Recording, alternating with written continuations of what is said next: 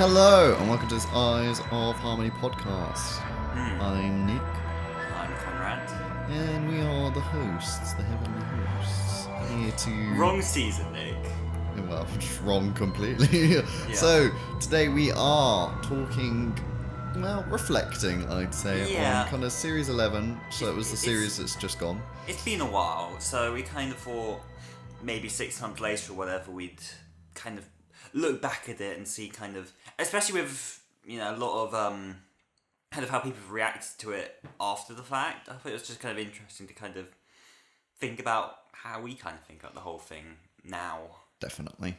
So, I think we should probably talk about the lead up to Series 11. Yeah. So- well, firstly, I was very wrong about the fact that, in terms of how much marketing they need to put into it, because it clearly worked. But, I remember, we made several videos and I was just like, well, if they're not marketing it, it's not going to succeed. But somehow they did it. I mean, you can argue it did, but when you actually look at the figures, I mean, the viewing figures are what matters ultimately. what happened is it went from 10.96 million, which, yes, of course, that episode was always going to be high. I'm sorry, it's not a huge surprise that was going to be high. Yeah. First episode, especially New Doctor, is always high. Look at Peter Capaldi's. And then it managed to drop 4 million viewers by the finale, which kind of makes you question why that happened. But I guess as we'll talk through, not even mentioning Resolution. that went up though That by a did million. go up. But well, in the BBC it's a iPlayer special viewings, and yeah. it's a Dalek story, so again, kind of skews the people just watch Daleks because they're like, it's the Daleks. Hey, look at that! It's a Dalek. So I guess like the build up was fine. The trailers were. I thought perhaps a bit too spaced, but yeah, it's.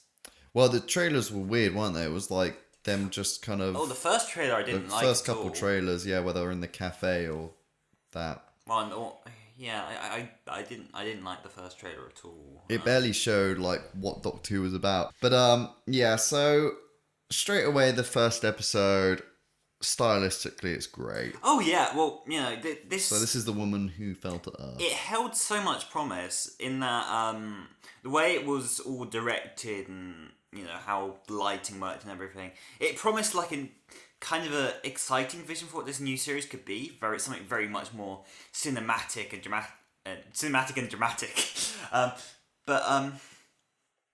Yeah. So there was a lot of promise to this. We'd been told before the series started that there would be a new company working on the behind the special effects, and it looked great. There are new cameras as well, which were being used. Yeah. So All of that stuff, I mean, that blew our expectations. The episode itself was. I'd say it was good. I was okay. actually quite confident that, yeah, but when I think back to like David Tennant era, the first episode of a series was always usually not one of the strongest.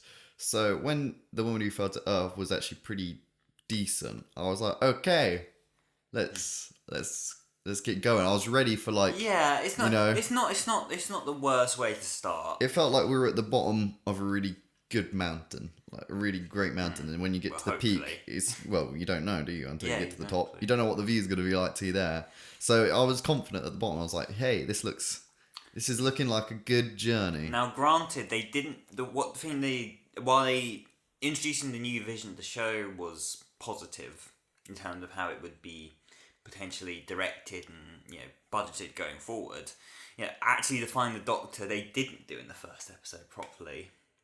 Yeah, I would. Yeah, the Doctor's not too defined in the first episode, I'd say. I thought the villain was good.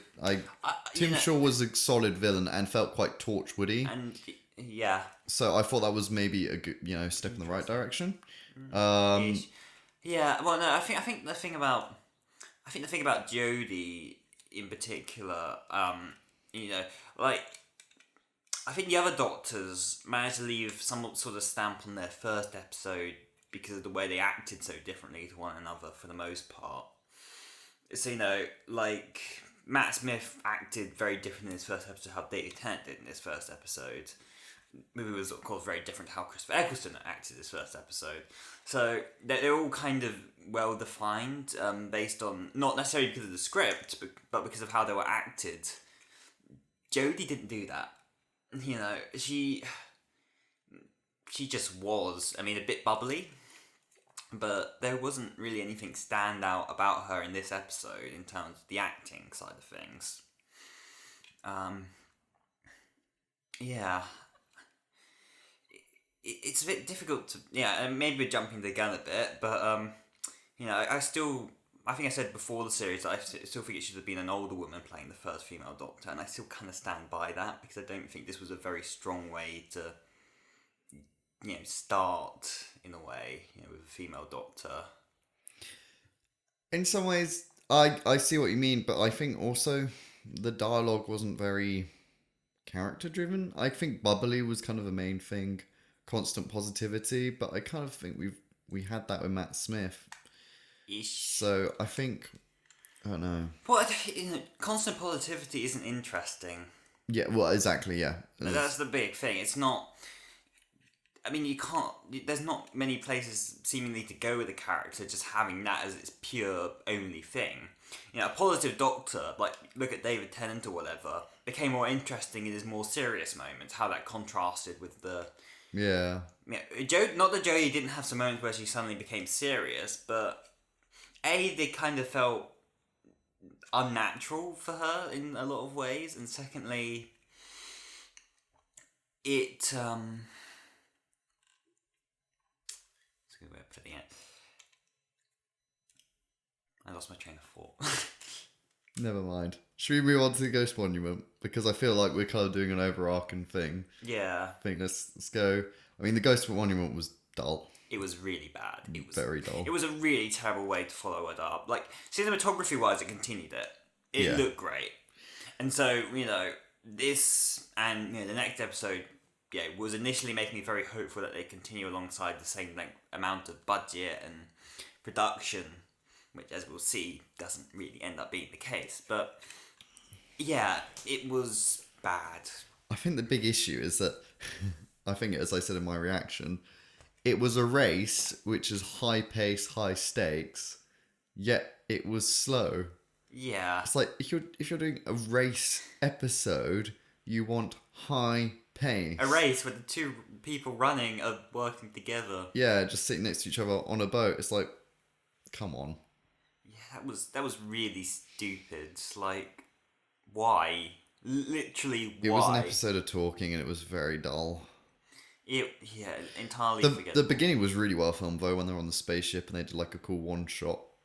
Yeah, and you know, splitting them off could have been cool. I think But it's then this in the original reaction. You know, having them race across the planet in two separate sides might have been a far more interesting plot wise. But they all come together within the first 10 minutes of the episode. So there's literally no point to that. There's no point to it being a race because everybody's working together. And yeah, it's just slow, drawn out, and you know, while sandy environments, I mean, they look good as far as sandy environments go, sandy environments are very boring if you look at them for long enough. So that really didn't help that whole, you know, that sense of this episode is so tedious.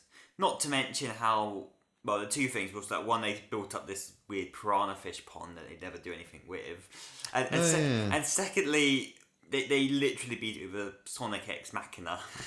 No, it was the cigar Ex Machina.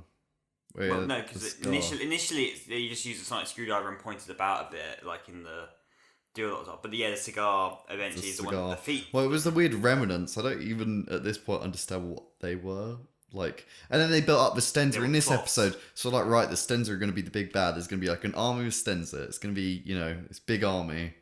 But then we'll get onto that later. So Rosa was a step in the right direction, I'd say. Yeah, I still like. Well, firstly, you know, looks and again cinematography again really excellent. I think that's it for the entire season. Is pretty much production value is. They blew it on the first 3 episodes, trying to hook people in with the production value, and then I guess you see a little bit of it in the Demons of the Punjab, but for the most part, that's it for the properly cinematic vision that they had to begin with. It's like they kind of started it, and it was just like, oh, we're out of budget now. Stop, let's go back. At least something like Series 10, while it wasn't quite as cinematic, kept it consistent throughout the entire series. Plus, that one had more episodes, because that was the entire reason why they reduced the episodes, so that every episode would have comparable budgets. But it didn't work, clearly. Well, it was also, I don't know what you said, like, you can't make, like, 12 episodes. But, I mean, these did have a slightly longer running time, some of them, but yeah, I don't know. And it's like, just do a 2-part story, because then you usually use the same sets and all that. Like, that's where you do save budget. That's how the original series, like, Age of Steel and Rise of a Cyberman, it's all the same sets. And they're all pretty, didn't have to be dressed up sets either. Yeah. So if you just do a 2-parter like that, that's a great story, that one. People don't notice that, they've gone for a cheap one, it's on Earth. Yeah. But, yeah, so Rosa. nice historical, probably the one in the series I'd probably watch again. If I had to watch an episode from about Series 11, I'd watch Rosa again. Yeah. It was decent paced, it was fun and interesting. The only thing was the weak villain. Oh, yeah. But I think the point, I think, in that story is the villain wasn't the centre of attention. Rosa Parks Except was. Except for it kind of was throughout the second half of the episode. Was kind of making sure everything was in place so that this one event happens. Which, again, is it? I mean, it was an interesting concept, them having to basically make sure everything was in line to kind of work. Yeah. Though, as I pointed out when we did it initially, potentially if she didn't do it, somebody else would have. So, time probably still wouldn't change that much. Even if the guy's plan, which kind of feels very half thought out, was to. Yeah. Well, he said it was a turning point. So, but I mean, I don't know. There It was could have very been another odd. turning point. I feel like maybe the Doctor should have known who he was before they met, because then at least the Doctor would be like, oh yeah, he is a force of nature, like, because it's just like some bloke off the street, really, just in a future looking jacket and t-shirt. It's like there's no weight to his villainy. We don't know. He could literally just be an absolute idiot who's just managed to get a time vortex manipulator. Well, it kind of is, isn't it? And he shoots his own shit into the past as well. It's like, come on. Yeah. But still a decent episode. Then we get probably Arachne. the strongest of the season itself, I'd say. Maybe. I really like Kablam, and I found the Witchfinders fun. But yeah, so Arachne's in the UK is where It's still my least favourite of the series. yeah, definitely. Ugh. Actually, I don't know. Ugh. The Battle of Ransankor of Kolos, I really dislike. No, but I don't think it's wrong on as many levels as this one is, to be honest. Arachnids in the UK had such a good premise as well. Spiders are naturally scary and kind of, like, I remember when the big one came out the bath, I was a bit like, oh my god, that's, terrifying. Like, I would hate that if a giant spider that big came towards me. Like, I was actually a bit like, at that point the episode wasn't that bad yet. It was it was still decent. Yeah. It was a good first half. It started strong. Like, I was like, actually this is, but it's like, it's where it ends, and the really weird political stance and the really... Well, it wasn't a weird political stance. It was the way they displayed it, I think. I guess. I mean, it was the dumb thing about trying to, like, compare this guy to Trump. Like, it's just... It's like you just don't do that. Doctor Who is... Doctor Who and an adventure with Trump. Yeah, it's just Doctor Who politics, though. I mean... And the thing is, the Doctor killed the spiders anyway. In a pretty mean way as well. She starved them to death. Yeah, to be honest, it would have been far less painless in the long term if, she just allowed... Shot to the head. Yeah. If you were going to have to kill him anyway, then...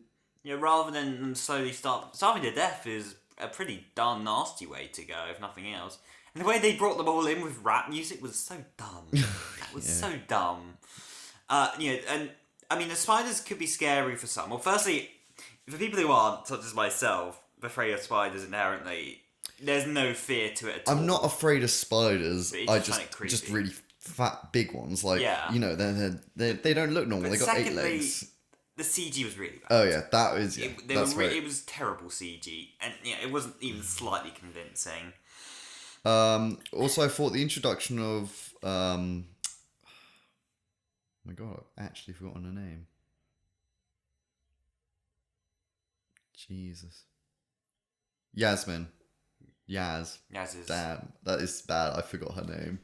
That pretty much sums it up. Yeah, the whole Yaz's family. You know, family you'd think thing, that, oh yes, well this is going to come into play. But they don't even introduce the Gran in this episode, who's then later in Demons of the Yeah. Punjab. Like, why wouldn't you introduce this character here? Like, there's no thought process. No, it's not. No. Yeah.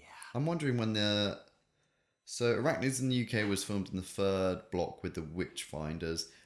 Both of those look like they've had cut budget. So I think, yeah. Yeah, they weighted it all on the first two blocks because Chibnall's a terrible planner. So there was The Woman Who Fell to Earth, It Takes You Away, was the very first block. Then second block was Ghost Monument and Rosa. Yeah, you can kind of see as they kind of... Yeah, the ones with the highest production values come right the first two blocks. And then clearly the BBC were like, you're overspending on this. Or something. Yeah, well, maybe they probably thought maybe it's too much of a risk. I don't know. I don't know about that. So, okay, so the Arachnids in the UK was a bit like a bad taste in the mouth. I was like, okay, come on, next week, halfway through the season, Shranga Conundrum. And this is why I think actually this one disappointed me the most, is because I was excited for it. Because as it was advertised, classic base under siege. Which we got, just a very mediocre one. Oh, not even mediocre. Like, the Pating is... How can you write an episode? I'm sorry. If the Daleks are the big bads, if those are the big enemy, the most dangerous thing in the universe, in a large force... I mean, Weeping Angel's also pretty dangerous. But if you can then turn around and say, oh yeah, this little midget is indestructible, it looks cute, which then... It was the way they acted against it. You know, they acted like it was so terrifying. It looked like freaking Stitch, Lilo and Stitch. You know, it looked like a less... You know, it was cute. I guess it was... Yeah, I think that's kind of and the part way of it point. ate food so quickly, it just was so comical. It's like you can't... I mean... Find your level. Like, yes, if this was in the Sarah Jane Adventures, fine. The Pating, you know, eating large bits of iron. It was Scooby-Doo, man. It was literally how it ate. It just completely broke, like, It was a... Yeah, it was Can kind you of a see? dumb I know idea. it's science Yeah, I get fiction, that. but how much science do you have to put behind this thing? Like, it must have the most acidic thing to just burn down giant pieces of metal instantly. Yeah. It's like the Doctor, knowing how dangerous it is, why would you go up to it pointing your sonic at it? And it eats the... It's just really... It was dumb. Yeah. The side characters were dumb. But, yeah. This was the one mean, where I yeah, was don't like... feel- I don't feel Usually, particularly strongly when it's about an it. episode of Doctor Who I don't like, it takes me a while to be like, yeah, actually, I didn't like that. I knew as soon as this episode ended, I was like, that was awful. Yeah, I was never particularly fond of it. Or yeah. But I mean, when you get down to it and you take the whole thing as a whole, it kind of just ends up being a kind of forgettable base under siege. You know, very much like a probably slightly worse than these, but like like a late season Tom Baker bad. Yeah, Base it's Under like Siege. a freaking Underworld.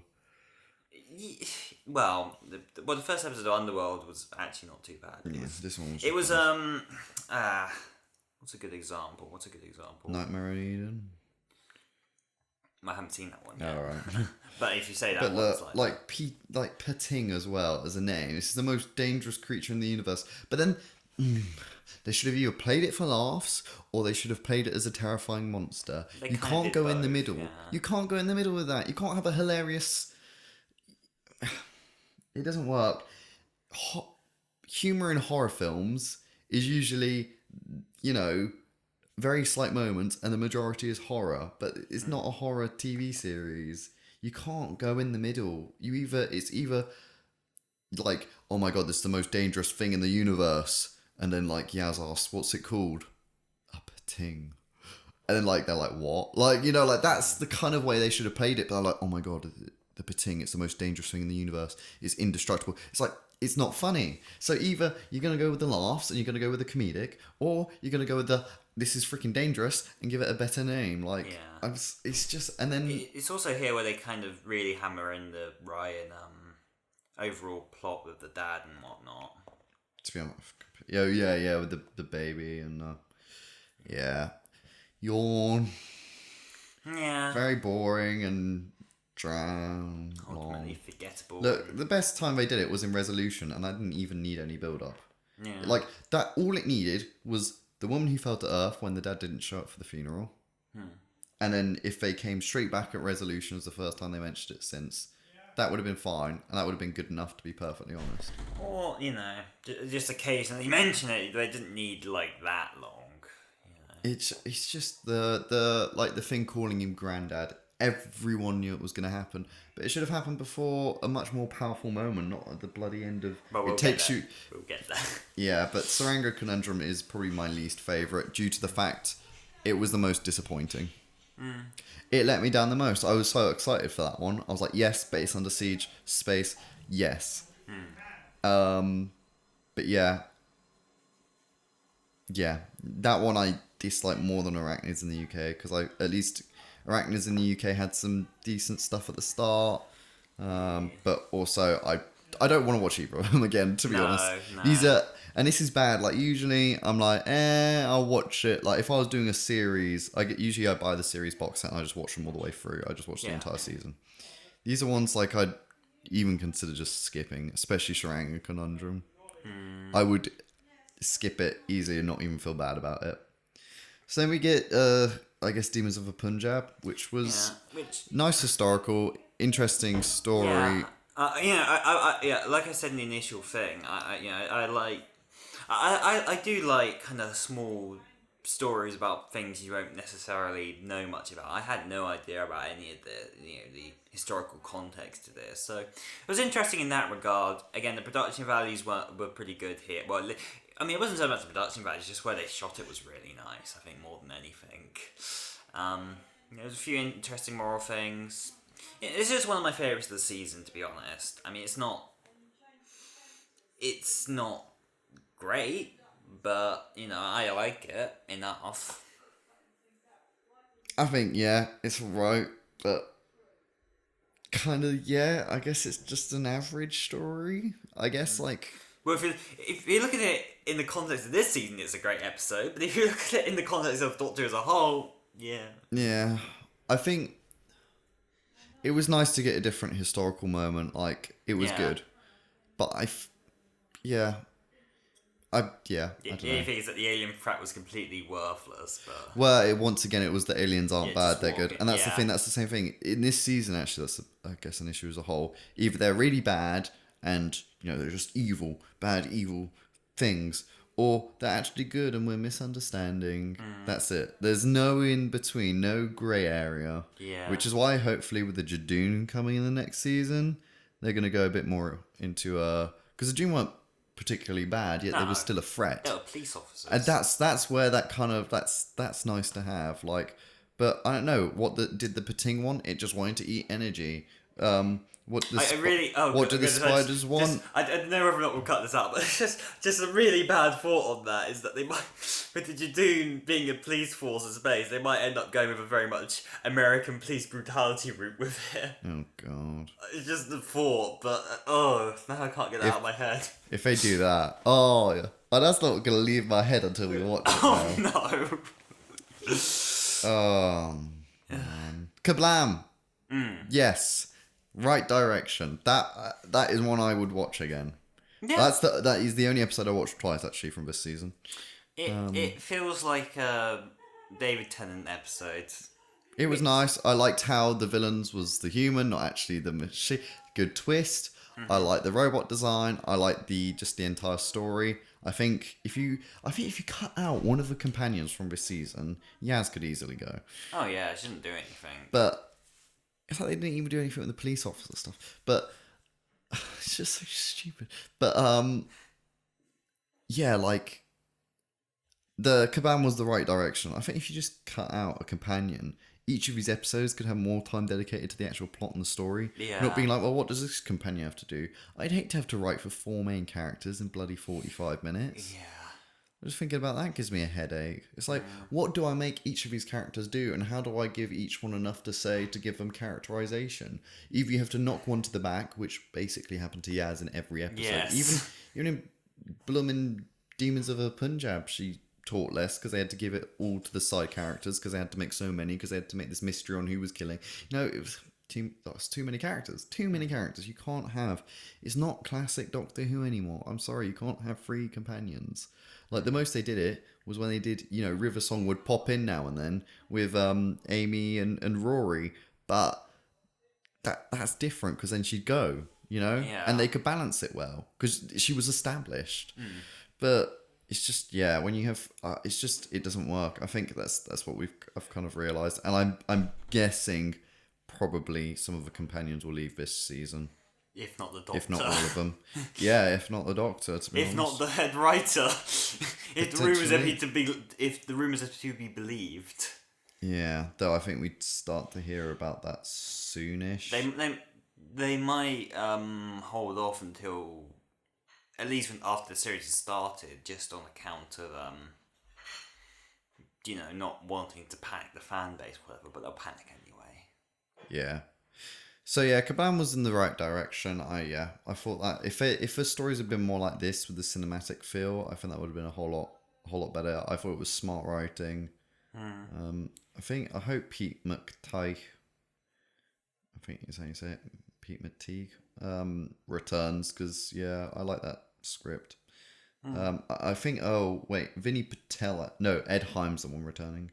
But yeah, Witchfinders I enjoyed as well. Some weird edit cuts. I think they probably cut down the episode or something because it starts very weirdly with them already in the town, and I feel like they probably filmed an arrival scene because it just felt very odd to start where they did.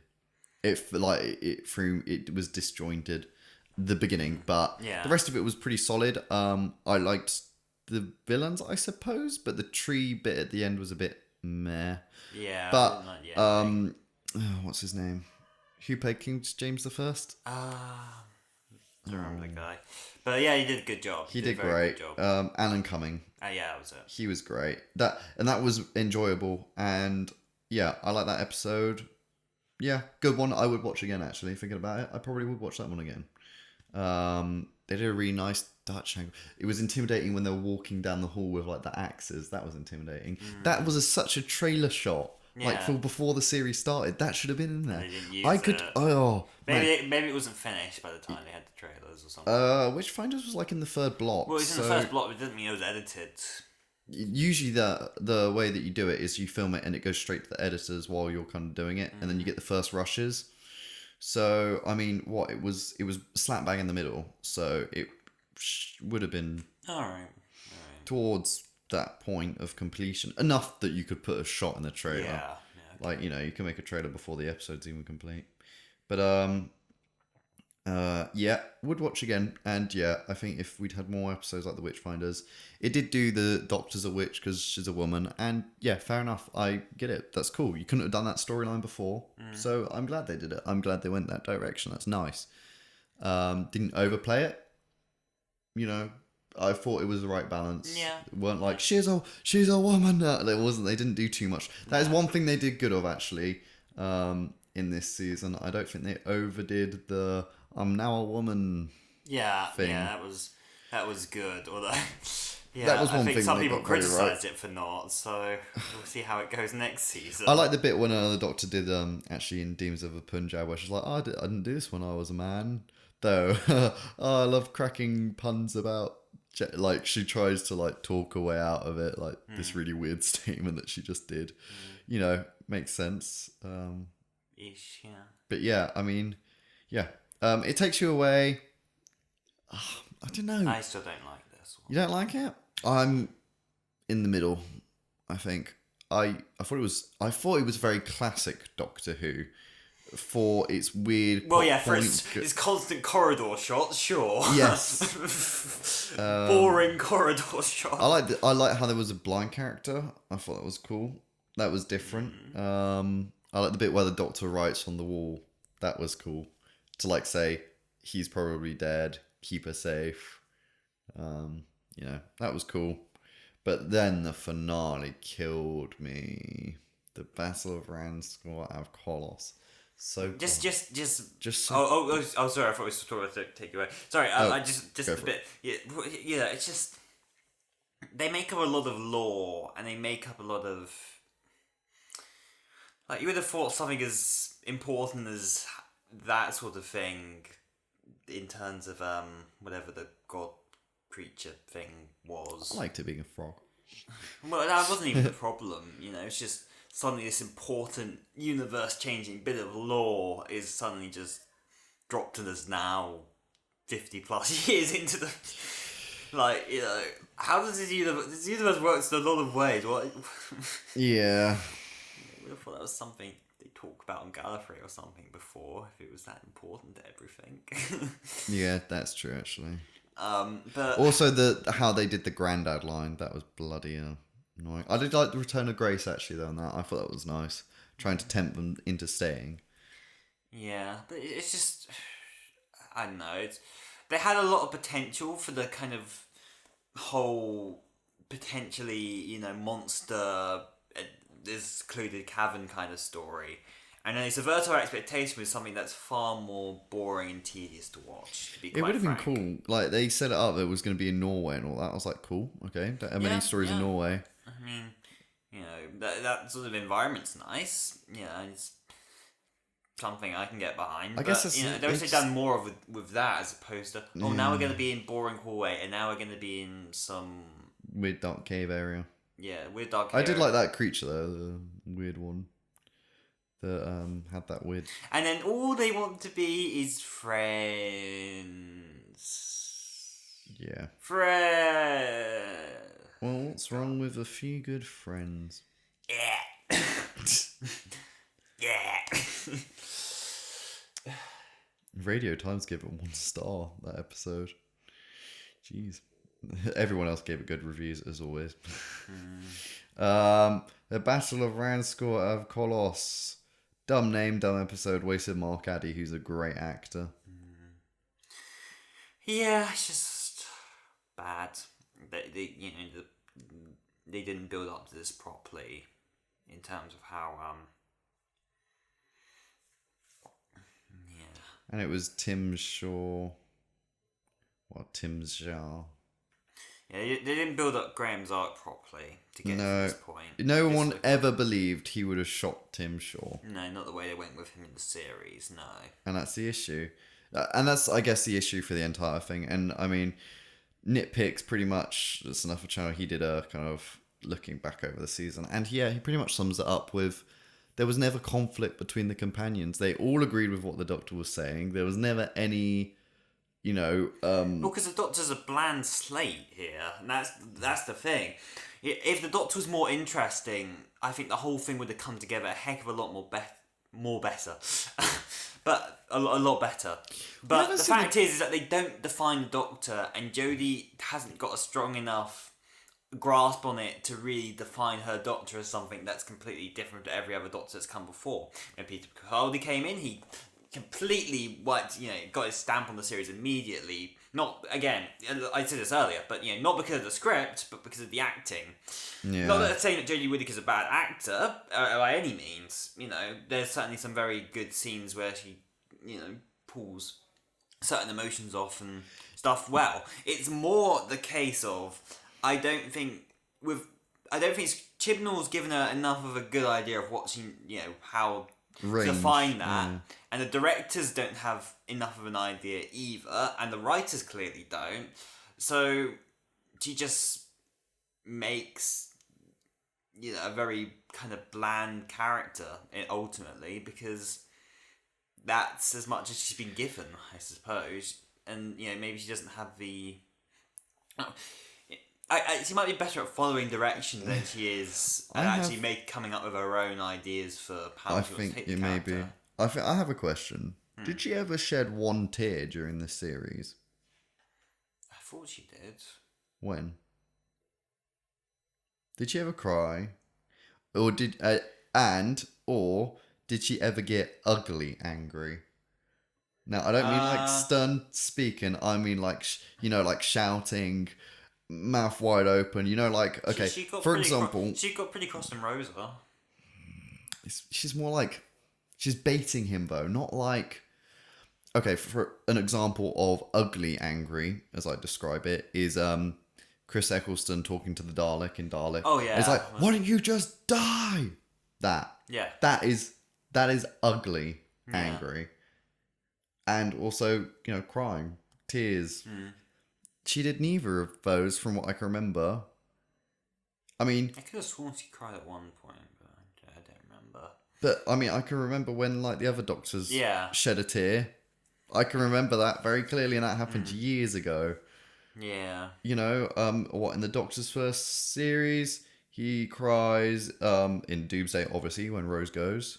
He gets angry in the Impossible Planet, Satan's Pit, whereas, like, he's shouting at the devil. We never had that kind of confrontation.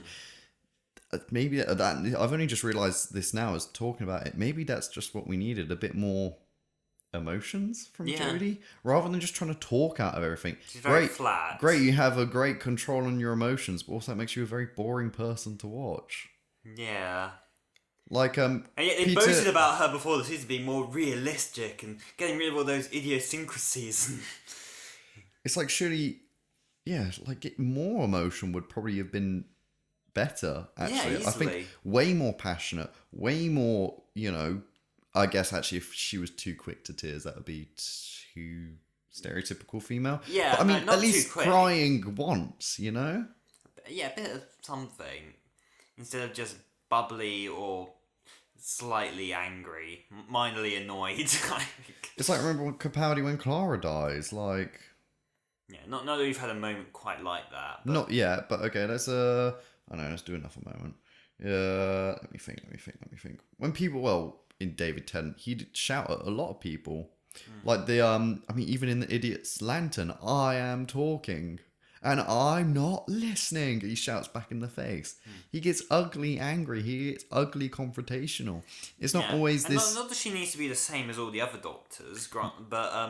No, because she could do it in her own way. Yeah. I wish she had a bit more oomph to her. And there's also the contradictory statements, like in Arachnids in the UK, it's just like, I hate conspiracies, I hate all this, and then in Kabam, she's like, oh, love a conspiracy. It's like, come on. They even did a writer's room for this series. It's like, could no one just put together a mind map of what the Doctor should be and shouldn't? I think this is what it kind of gets down to, is that this series has, for all intents and purposes, in terms of actors, a pretty good cast. Like, I wasn't so fond of how bland Ryan was in a lot of episodes, but for the most part, there does seem to be... I think it's good acting, just bland. And they certainly got great guest actors. Some of the production, while especially towards the beginning, although clearly very top heavy, was very good. The big issue here, I think, ultimately comes down to Chris Chibnall more than anything else, to be quite frank. His stories go from okay to bad this series, and clearly he hasn't done a good enough job briefing every writer on what the other writer's doing and how this will all link up to everything. Specifically going out of his way not to have a series arc, but has also led the whole thing to be very disconnected and disjointed in a way. And it just seems he doesn't have a very good grasp of what... He kind of has ideas of what he wants to do. Oh, I want to make it back to the William Hartnell there. I want to do stuff kind of like that. I want to introduce more historical. Let's get rid of the arcs. That wasn't a thing before. Make it very classic Doctor Who, but also introduce some more modern morals and update a lot of the things. And I mean, inherently, that's not a bad idea. It's just the way he's gone about it and the way how he's controlled it, in that he sort of hasn't, is what has really let this series down. I think that sums it up. I think he went out trying to do those exact things without thinking, actually, what's a good story to tell? Yeah. What is a story that would actually be really interesting for our viewers? What would the audience want to see? What do I want to write? And let's see if we can find a middle ground. The issue is I think he went for the very much the loudest voice in the communities rather than kind of a fan. Like, because some people are saying they want more representation. Okay, good. Yeah. That's completely fair and understandable. You want more representation? Good. Yeah. Now, I'm going to come up with a story I want to tell, and I will include characters like that, but I'm not going to craft an entire story around that, what you've asked for, and try and come up with a good story there, because that's just very difficult to do. You can't have a good story and be like, okay, now how can I represent these groups in this story, and how would that change what affects my story, rather than let's come up with a story to fit around these characters. Let's come up with a story and see how the characters would change this story. Yeah. Right, you know, like, I've got this story here, and I'm going to try and put you in it. Okay, this group of represents doesn't work with this story. What other group can I represent in this story, and what works best in this story? Yeah. Come up with a story first, then decide what your characters are going to be. Yeah. You can have a great idea for a character, but if there's no story around them, no one's going to ever remember them. Yeah. No one's going to ever care. So I think really what they need to do is, in the next series, is kind of rip it out, screw it, and just start again.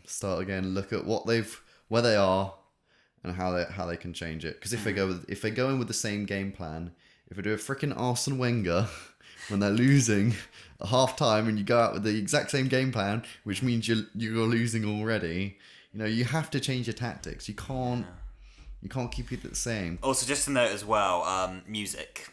Oh, That's another massively disappointing part of it. It was. I mean, I barely noticed it. I think that's the point. I couldn't hum one tune apart from the new theme, which is great. New theme and title sequence, love. Yeah. But apart from that, jeez. Yeah, they tried to go, not even cinematic, but you know, it was very.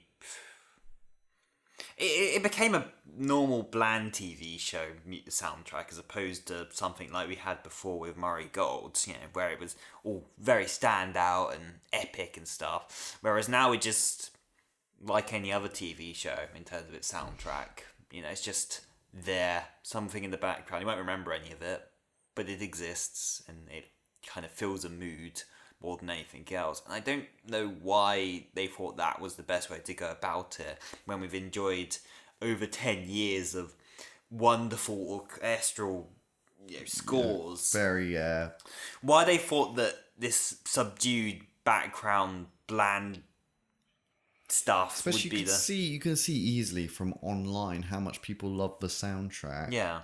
People love the music in Doctor Who because that's something that's lacking in the classic era. So as soon as you've got this new era, like, I've got the soundtracks. Minus a few exceptions, but yeah, I've got the soundtracks for, you know, for most of the new series because they are so good. But even then, you look at some of the 80s stuff, and that was defined. You know, you could you noticed them, and you know, didn't necessarily remember them, but you know, it was. Well, the Tomb of the Cybermen music. I mean, Tomb of the Cybermen, City of Death. And I think some of the themes that they had, like around Sylvester McCoy's era, were kind of. Yeah, there's some good like. There's a few good standouts here I think and there. Battlefield had some decent music actually. Yeah. But yeah. Yeah, for the most part, it wasn't great, but you know, like I said, in the 80s especially, kind of you did notice it a lot more. There was more of an emphasis on it. But yeah, you look at this and this is like. I guess fitting in with going back to your roots, this does feel like something they do in the 60s, but not in a good way. Yeah, are they even doing a soundtrack for it? I'm gonna check. Are they even doing a soundtrack? Who would buy it? I don't know. Someone who wants to know what actually. Oh, there is one. Oh. What? I'm gonna listen to this and be. I'm gonna listen to this. So got getting that bike. Long story. Yeah, Sonic Screwdriver. Yeah, that probably had some. I remember that scene having some decent music. But yeah, half I of don't these, remember it. yeah, there's just not. 13 is one which has been bought quite a few times, but a lot of the tracks. I don't remember it either. You know when you buy like the amount of people who buy the tracks and it shows you how popular it is. Yeah. They're either 0 or very few, basically. Yeah. It's like the Rosa one. Oh yeah, with the lyrical one. Oh yeah, that was a very interesting moment. The lyrics kind of took me out of it. Yeah. I think I get what they were going for, and I think a comment yeah, they in our it reaction was kind of explained why it's some yeah. sort of poem, but it didn't fit. It didn't fit. I don't think in the moment, and having it for the credits too was. I don't know. What would you say? How could they improve it then? So you're Chris Chibnall. You're going into series 12. I think the most important thing is he has to listen to what the fandom's saying, because this series had the biggest drop, much like 2000 series 5. It had the same drop, 10 million in the first episode, around 6 million by the last. So maybe he'll end up learning less from that is, well, it's inevitable with a completely rebooted thing. Let's just hope not. But what would I do to improve it? Well, firstly, I would. I mean, like you said, perhaps have more episodes focused on more specific companion. Well, Yaz especially needs more time. Yeah, we've done Ryan's arc now. Basically, there's not much more needed to be done with Ryan, I don't think, and Graham. I wouldn't even be I wouldn't object if they were written out relatively early on in the series, because we currently, it's very, very difficult to juggle all these characters. So, reducing the companion count down again would be nice. I think we need some sort of, even if it's a very light series arc, I mean, we sort of did with the Stenza, but it wasn't really. So just a very light series arc, like something that's just kind of series 1-esque, something just kind of brought up fleetingly, but isn't necessarily important to the overall plot of the episode or anything. Just something, building up to a finale, something very, very light would be nice, just as a way to tie it all together, Doctor needs to be more defined, emotionally, and do something that only this Doctor does, that makes her different to every other actor that's come before her, because currently she doesn't have anything really going for her. She's excitable, bubbly, okay. That's not a very interesting trait to a character. So we need more. There needs to be something shocking, and it needs to happen episode 1 and be like, okay, something's changing. Like an event in like episode 1 which changes her. Something, Like she gets something wrong. She tries to talk something out and it just doesn't work. Something and then like that could lead like a turmoil. Like she then and they had moments to do that, like sort of how Kablam ends in some ways and whatnot. Yeah. But they didn't go anywhere with that. So, and I think certainly, I mean, they are now bringing in a few more traditionally Doctor Who elements. More returning villains, and maybe a returning writer would be nice. I mean, not I kind of appreciate having a new batch of writers for the last series. In some ways, gave it a fresh new voice. In some ways, and the guest writers themselves were at least interesting, if nothing else. Unlike Chris Chibnall's staff dribble half the time. I want to see Chris Chibnall writing less, a few more guest writers instead, and perhaps we can get someone back from one of the previous series would be nice. Yeah. It's just I know Ed Himes returning, but that's it. That's all I know. Yeah. And I mean, ultimately, what I want is just some quality episodes, quite frankly, because one where you're just like, wow, that was really good. Yeah. Like a Heaven Sent. Yeah. I think I said this before, but just you look at series 10 and how pretty consistently good it was. There's a few ones that weren't so great, but pretty consistently was, from beginning to end, a really excellent series. And then you look at this and it's just like, we're praising episodes which would merely be alright or kind of meh as good episodes because of the content of the series, because the bar is just set that low, and that's sad. Yeah, just the quality of writing and just kind of how I just don't think Chip has a very good grasp on this. I don't think it's quite frankly the big issue. I think at the minute, fingers crossed the next series is better, but I'm also not holding my breath on that. Yeah. Okay. Yeah. Having all new villains was It could have worked had they had more theory good. interesting villains. In theory, good, but yeah, I think you just have to have.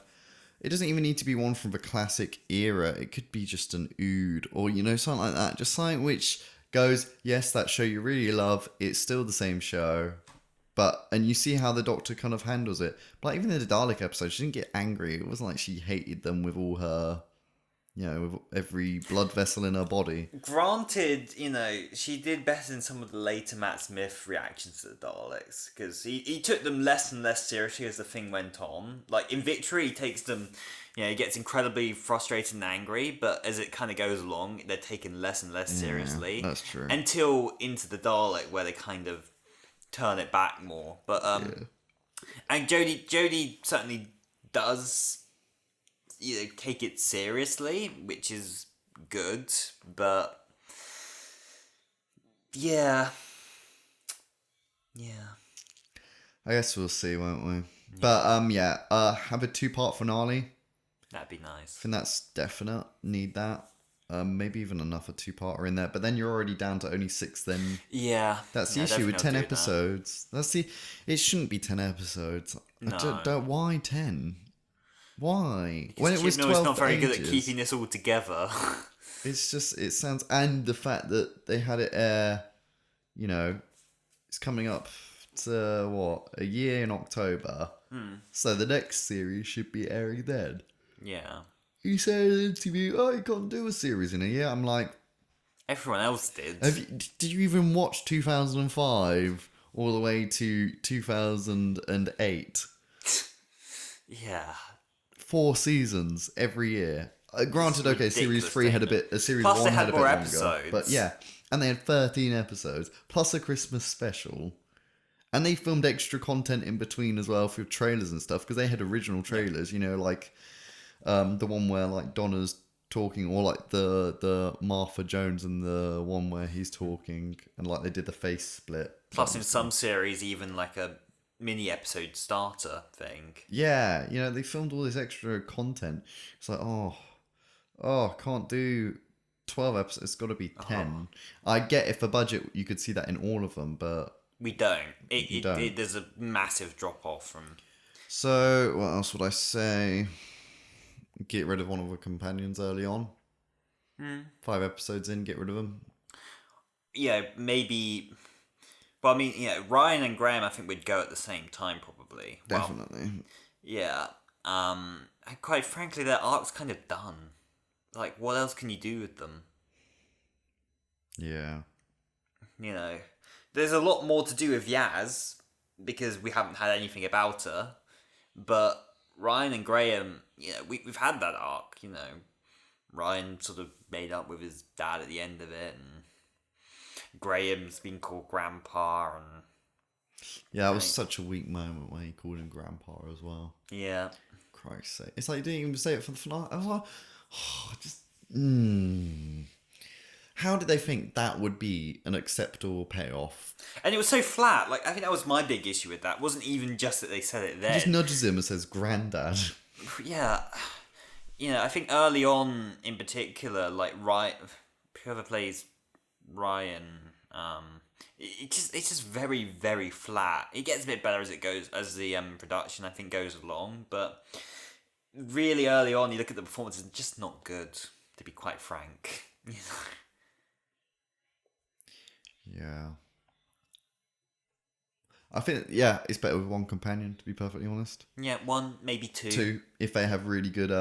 But I think the way you do 2 is the Rory way. You have him appear in a couple episodes, and he joins officially later on, because it gives you time to develop the other character.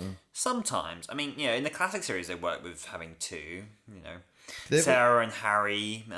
Yeah, but they were Patrick Troughton and his two introduced. companions. They weren't introduced at the same time, were they? Though No. that's the thing. And You I'm not saying introduce they one, should be. and then you have another come along. Well, you keep have Yaz, someone and then you add someone interesting. else. Have someone interesting from the freaking past. How difficult? Or is from it the to future. Or from the future. Or from an alien world. Anything. Anything. How have none of the head writers gathered this now? That we, because as an audience, do not connect to the companions.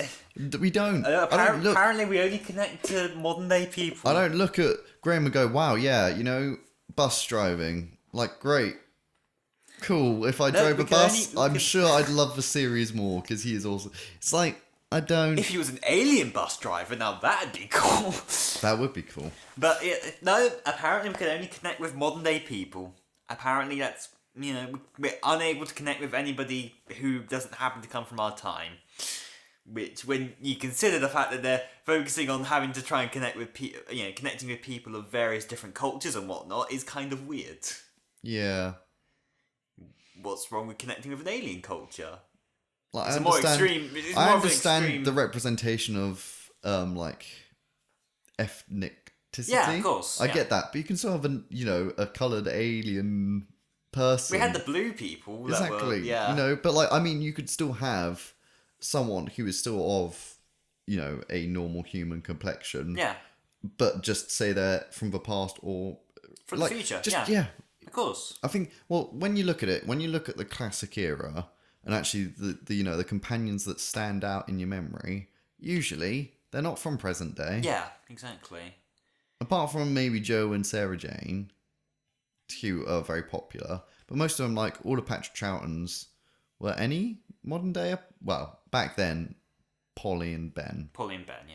But Jamie is one of the standout, and he was from the past. Like, I just don't get. Why don't they get it? Because in their minds, it's like, well, having to explain modern day things to them over and over might get repetitive for the audience. But it's like, it wasn't for us back then. In fact, if anything, It's more fun. How they reacted to them, made it more interesting. How they reacted to stuff which we consider average every day. It was more interesting, really.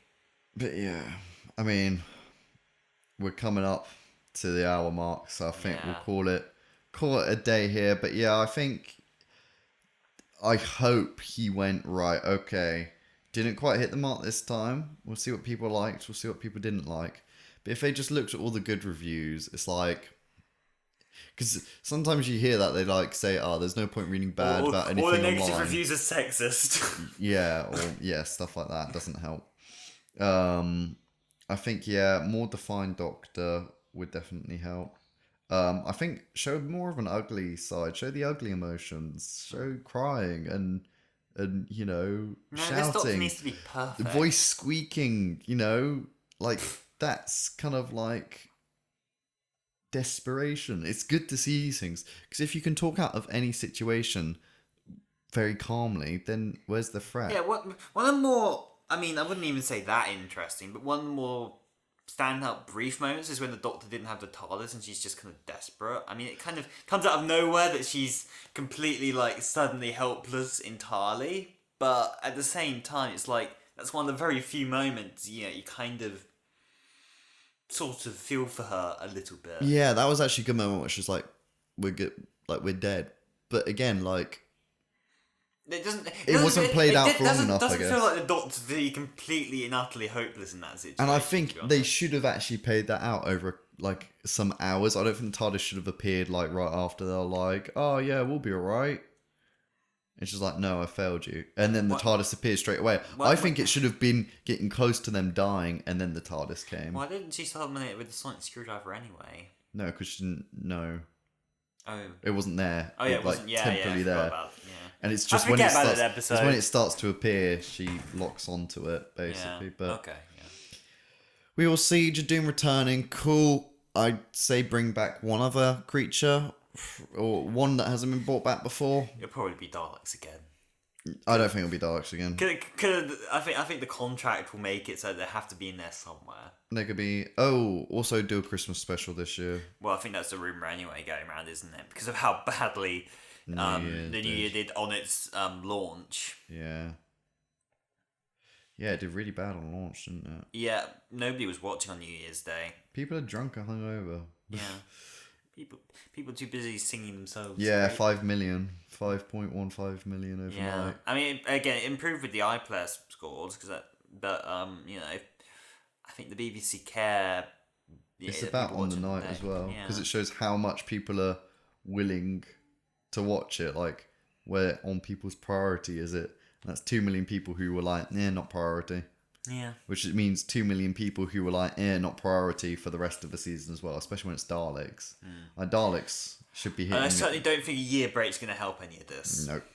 I think that's. Well, it's not complete year break. It's about, well, if you count October, so it's about a year and 3 months. Yeah, but it's a year, especially for more casual people, with Doctor Who not on their minds. Yeah. After having. It's just. The thing is, with the David Tennant era, you knew every spring there was Doctor Who. You knew it. From Series 5, all the way, Series 2005, all the way to, I know we had the specials year, but even 2010, boom, it was there. Yeah. Like, you know, they kept it in the same thing. And even Series 6 started in in April, but they did the split because they were planning for the 50th at that point. Because they knew that, well, if we do this, then we could have a full series in 2012, but then if we have a full series 2012, we're not going to have enough time to do this full series in 2013 and the 50th anniversary. So for that reason, realistically, they should have just done the 50th in retrospect. I think they should have had the full series in 2012 and just had the 50th in 2013. I guess. I don't know. I feel that would have been too long, especially the end of Name of the Doctor. Well, you know, they could have spent the extra budget on the marketing and just kind of built it up. I think there was enough, to be honest, for the 50th. I mean, it was so watched. watched. Maybe we could have had like reruns of classic Doctor Who on TV and stuff. You know, just to build that up. Just something. You know. Well, they could have done a full Paul McGann episode. That's what was wanted. God, that would have been my dream come true. But Night of the Doctor was good enough. Yeah. That was so good. Oh, the memories. I was taking a shit when I found out. Better days so days good. for Doctor Who. Yeah, I forgave Moffat for everything at that point. I was just like, you know what? Don't care at this point. Yeah.